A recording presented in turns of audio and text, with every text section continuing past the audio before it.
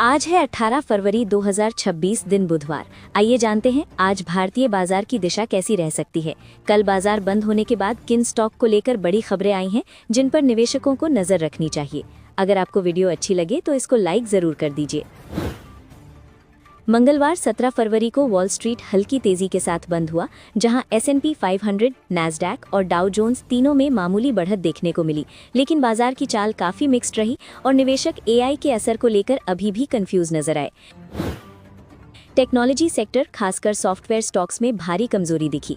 IGV ETF 2% से ज्यादा गिरा और सर्विस नाउ, ऑटोडेस्क, पैलो अल्टो नेटवर्क्स, सेल्सफोर्स और ओरेकल जैसे बड़े नाम 1 से 4% तक टूटे, क्योंकि डर है कि AI पारंपरिक सॉफ्टवेयर कंपनियों के बिजनेस को डिसरप्ट कर सकता है।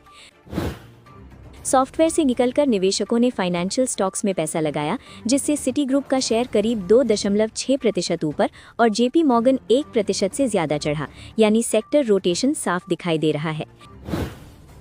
एक्सपर्ट्स का कहना है कि AI डिस्ट्रप्शन से कमजोर कंपनियां पीछे रह जाएंगी और मजबूत बिजनेस मॉडल वाली कंपनियां लॉन्ग टर्म में विजेता बन सकती हैं। इसलिए बाजार अभी फ्यूचर विनर्स को पहचानने की प्रक्रिया में है। पिछले कुछ हफ्तों से अमेरिकी बाजार दबाव में है। नैस्डैक लगातार 5 हफ्तों से गिरावट में है और S&P 500 और डाउ पिछले 5 में से 4 हफ्ते टूट चुके हैं, जिससे AI और सेक्टर डिस्ट्रप्शन की चिंता साफ झलकती है।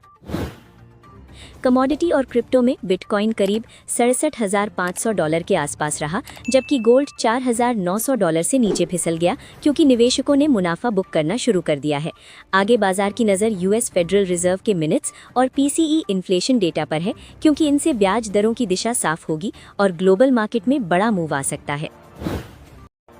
बैंक ऑफ अमेरिका की रिपोर्ट के मुताबिक निवेशकों ने इक्विटीज में बड़ी ओवरवेट पोजीशन ली है, जिसे कुछ स्ट्रैटेजिस्ट्स कंट्रेरियन सेल सिग्नल मान रहे हैं, यानी बहुत ज्यादा बुलिश होने पर करेक्शन का रिस्क भी बढ़ जाता है।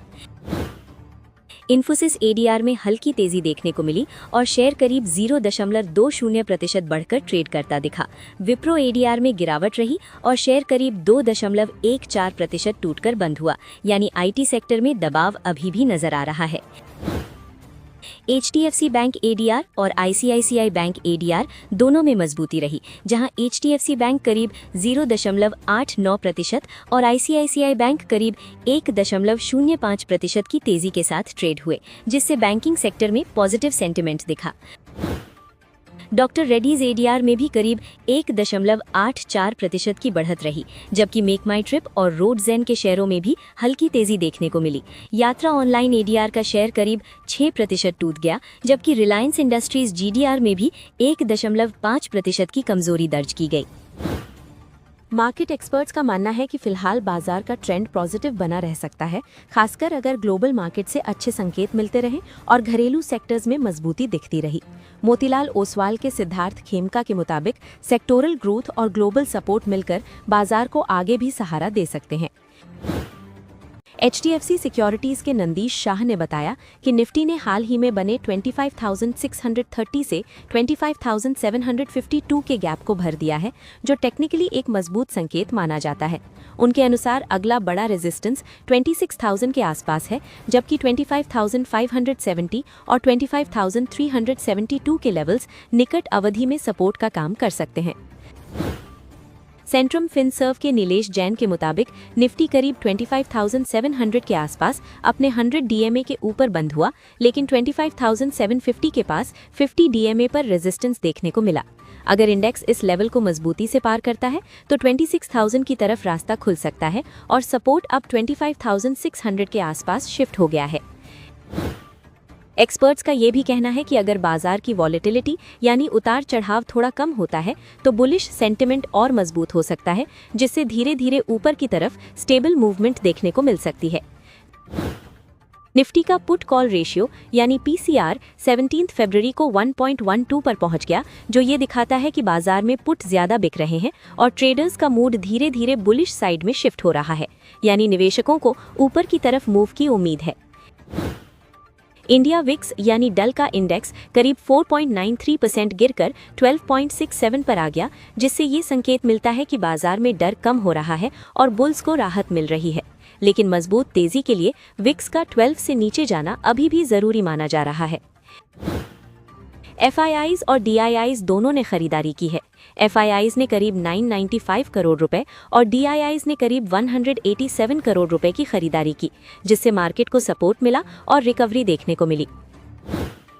कुल मिलाकर बाजार अभी काफी वॉलेटाइल है, लेकिन अगर FIIs की खरीदारी जारी रहती है तो मार्केट धीरे धीरे स्टेबल रिकवरी कर सकता है। साथ ही ट्रेडिंग में ज्यादा रिस्क लेने से बचने और लॉन्ग टर्म निवेश पर फोकस करने की सलाह दी गई है। पिछले 1.5 साल में गोल्ड और सिल्वर में जबरदस्त तेजी आई थी, जहां गोल्ड करीब 2 गुना और सिल्वर लगभग 3 गुना तक बढ़ गया। इसलिए पुराने निवेशक अभी भी बड़े प्रॉफिट में हैं और मुनाफा बुक करना समझदारी भरा कदम हो सकता है। अब कुछ एक्सपर्ट्स मानते हैं कि आगे बड़ी तेजी सीमित रह सकती है, खासकर जब सिल्वर अपने पीक से करीब 36% और गोल्ड करीब 8% गिर चुका है। इसलिए कैश आउट करके सुरक्षित रहना एक ऑप्शन हो सकता है। वहीं दूसरी तरफ कुछ वेल्थ मैनेजर्स का मानना है कि करेक्शन के बाद गोल्ड की कीमतें बेहतर वैल्यू पर आ गई हैं, इसलिए नए निवेशक SIP के जरिए धीरे धीरे एंट्री लेकर रिस्क कम करते हुए लॉन्ग टर्म निवेश कर सकते हैं। जनवरी में भारत का कुल एक्सपोर्ट करीब $36.56 बिलियन रहा, जिसमें हल्की ग्रोथ देखने को मिली है। हालांकि US को एक्सपोर्ट करीब 22% गिरा है, जिससे टैरिफ का असर दिखता है, लेकिन भारत ने दूसरे देशों में ट्रेड बढ़ाकर ओवरऑल एक्सपोर्ट को संभाल लिया। टेक्सटाइल और अपैरल सेक्टर में जनवरी में करीब 3.75% एक्सपोर्ट गिरा है, लेकिन US के साथ हाल ही में टैरिफ में राहत मिलने से आने वाले महीनों में सुधार की उम्मीद है। भारत का राइस एक्सपोर्ट काफी मजबूत चल रहा है और US के साथ करीब 5000 टन की डील हुई है, जिससे एग्रीकल्चर सेक्टर के लिए ये पॉजिटिव सिग्नल माना जा रहा है। सात्विक ग्रीन एनर्जी की सब्सिडियरी को करीब 44 करोड़ रुपए का सोलर PV मॉड्यूल का बड़ा ऑर्डर मिला है, जिससे कंपनी के ऑर्डर बुक और रेवेन्यू विजिबिलिटी मजबूत हो सकती है। हालांकि शेयर आज थोड़ा गिरकर 413.85 रुपए पर बंद हुआ, लेकिन लॉन्ग टर्म में ऑर्डर फ्लो पॉजिटिव संकेत देता है। कोटक महिंद्रा बैंक ने रमेश गणेश अय्यर को इंडिपेंडेंट डायरेक्टर नियुक्त किया है, जो महिंद्रा ग्रुप में बड़े रोल निभा चुके हैं और इंडस्ट्री में काफी अनुभव रखते हैं। मौजूदा डायरेक्टर डॉक्टर अशोक गुलाटी मार्च में रिटायर होंगे, जिससे बोर्ड में नया नेतृत्व और स्ट्रैटेजिक दिशा देखने को मिल सकती है। इन्फोसिस ने AI first value framework launch किया है, जिसका मकसद लगभग $300 बिलियन के AI सर्विस मौके को कैप्चर करना है। इससे कंपनियों को AI अपनाने, डिजिटल ट्रांसफॉर्मेशन तेज करने और नई AI आधारित सर्विस लॉन्च करने में मदद मिलेगी। JSW steel, Tata steel, Vedanta और हिंडाल्को जैसे मेटल स्टॉक्स में हल चला सकती है, क्योंकि रिपोर्ट्स हैं कि ट्रंप एडमिनिस्ट्रेशन स्टील और एल्यूमिनियम पर टैरिफ कम करने की योजना बना रही है। अगर टैरिफ कम होते हैं तो ग्लोबल सप्लाई बढ़ेगी और कीमतों पर दबाव आ सकता है। दिलीप बिल्डकॉन को गुजरात सरकार के जल संसाधन विभाग से करीब 668 करोड़ रुपए का बड़ा इंफ्रा प्रोजेक्ट मिला है। ये प्रोजेक्ट नर्मदा नदी पर फ्लड प्रोटेक्शन एम्बैंकमेंट बनाने से जुड़ा है और EPC बेसिस पर पूरा किया जाएगा। भारतीय एयरटेल की सब्सिडियरी एयरटेल मनी को RBI से टाइप 2 NBFC का लाइसेंस मिल गया है, जिससे कंपनी फाइनेंशियल सर्विसेज बिजनेस को और बढ़ा सकती है। इससे एयरटेल के डिजिटल पेमेंट और फाइनेंस इकोसिस्टम को मजबूती मिलेगी। KNR कंस्ट्रक्शंस को इनकम टैक्स डिपार्टमेंट से टैक्स रिफंड से जुड़ा ऑर्डर मिला है, जो 2020-21 असेसमेंट ईयर से जुड़ा है। ये कंपनी के लिए कैश फ्लो के लिहाज से पॉजिटिव खबर मानी जा सकती है। हेक्सावेयर टेक ने अपने रैपिड X प्लेटफॉर्म का ओपन वर्जन लॉन्च किया है, जो AI प्लेटफॉर्म रेपलिट के साथ इंटीग्रेशन देता है। इसका मतलब है कि नेचुरल लैंग्वेज से सीधे एंटरप्राइज लेवल सॉफ्टवेयर बनाने की सुविधा मिलेगी। इटर्नल लिमिटेड, जो जोमैटो और ब्लिंकिट की पेरेंट कंपनी है, उसने ओपन AI के साथ स्ट्रेटेजिक पार्टनरशिप की है। इसका मकसद AI इंफ्रास्ट्रक्चर मजबूत करना और ई-कॉमर्स और डिलीवरी प्लेटफॉर्म्स को ज़्यादा स्मार्ट बनाना है। BHEL को स्टील अथॉरिटी ऑफ इंडिया से लेटर ऑफ एक्सेप्टेंस मिला है, जो वेस्ट बंगाल के बर्नपुर प्लांट में कैप्टिव पावर प्लांट से जुड़ा है। ये प्रोजेक्ट सेल के बड़े स्टील एक्सपेंशन प्लान का हिस्सा है, जिससे BHEL के ऑर्डर बुक को सपोर्ट मिलेगा। अडानी एंटरप्राइजेस की सब्सिडियरी ने श्री विश्व वराधी प्राइवेट लिमिटेड में 49% हिस्सेदारी का अधिग्रहण पूरा कर लिया है। ये रोड ट्रांसपोर्ट और इंफ्रा से जुड़े बिजनेस विस्तार की दिशा में एक अहम कदम माना जा रहा है। इन्फो एज इंडिया लिमिटेड करीब 30 करोड़ रुपए का निवेश अपनी subsidiary startup investments holding limited में कर रही है। इससे कंपनी के स्टार्टअप पोर्टफोलियो और डिजिटल इन्वेस्टमेंट स्ट्रैटेजी को सपोर्ट मिलेगा। हेक्सावेयर टेक ने करीन गिल्जेस ने इस्तीफा दे दिया है और टिलमन ओल्सन को नया CFO नियुक्त किया गया है। टॉप मैनेजमेंट में बदलाव आमतौर पर कंपनी की फाइनेंशियल स्ट्रैटेजी और ऑपरेशंस पर असर डाल सकता है। फिच ने REC और PFC के मर्जर प्लान को BBB- रेटिंग दी है, जो बजट में घोषित रीस्ट्रक्चरिंग का हिस्सा है। मर्जर से पावर सेक्टर फाइनेंसिंग में बड़ा बदलाव और ऑपरेशनल एफिशिएंसी आने की उम्मीद है। डाबर ने मोहित मल्होत्रा को फिर से ग्लोबल CEO नियुक्त किया है और हरजीत सिंह भल्ला को इंडिया बिजनेस का CEO बनाया है। इससे कंपनी की ग्लोबल और डोमेस्टिक स्ट्रैटेजी को अलग अलग मजबूत करने की कोशिश दिखती है। GR इंफ्रा प्रोजेक्ट्स को वेस्ट सेंट्रल रेलवे से करीब 1897.51 करोड़ रुपए का रेलवे लाइन प्रोजेक्ट मिला है। ये EPC कॉन्ट्रैक्ट है और इसे 900 दिनों में पूरा किया जाना है, जिससे कंपनी के ऑर्डर बुक में बड़ा बूस्ट मिलेगा।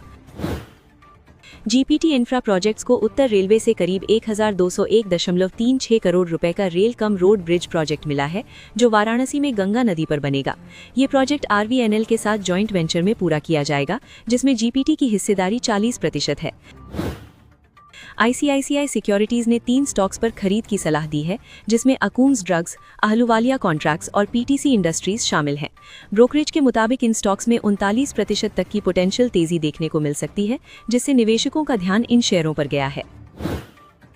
अकूम्स ड्रग्स एंड फार्मास्यूटिकल्स के लिए टारगेट प्राइस बढ़ाकर 680 कर दिया गया है, जबकि स्टॉक करीब 490 के आसपास बंद हुआ। कंपनी का Q3 में परफॉर्मेंस मजबूत रहा, खासकर CDMO और इंटरनेशनल बिजनेस में डबल डिजिट ग्रोथ देखने को मिली। हालांकि प्राइसिंग और प्रोडक्ट मिक्स से मार्जिन पर दबाव पड़ा।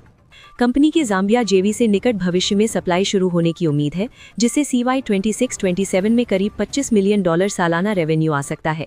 इसके अलावा EU GMP सर्टिफिकेशन मिलने के बाद 2028 से यूरोप के लिए कॉन्ट्रैक्ट सप्लाई शुरू होगी, जो लॉन्ग टर्म में बड़ा ग्रोथ ट्रिगर माना जा रहा है। PTC इंडस्ट्रीज के लिए ब्रोकरेज ने बाय कॉल दी है और टारगेट प्राइस बढ़ाकर 21,000 कर दिया गया है, जिससे कंपनी के डिफेंस और एरोस्पेस बिजनेस में मजबूत आउटलुक का संकेत मिलता है। आलूवालिया कॉन्ट्रैक्ट्स को ऐड से अपग्रेड करके बाई रेटिंग दी गई है। हालांकि टारगेट प्राइस 1080 से घटाकर 960 कर दिया गया है। इसका मतलब है कि ब्रोकरेज को कंपनी के फंडामेंटल्स पसंद हैं, लेकिन निकट अवधि में सीमित अपसाइड दिख रहा है।